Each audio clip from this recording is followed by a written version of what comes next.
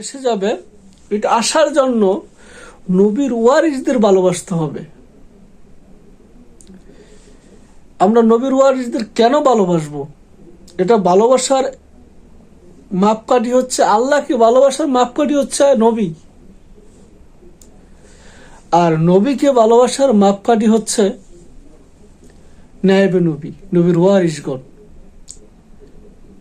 তবে নায়েবে নবীগণকে আমরা ভালোবাসবো এই জন্য কারণ তারা নবীর নূরের ওয়ারিস, এলেমের ওয়ারিস।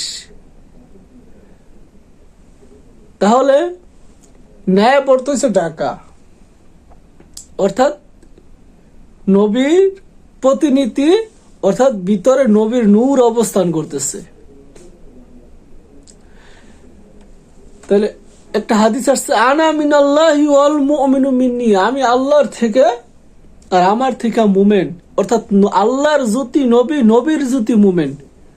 আর যারা অরিজিনাল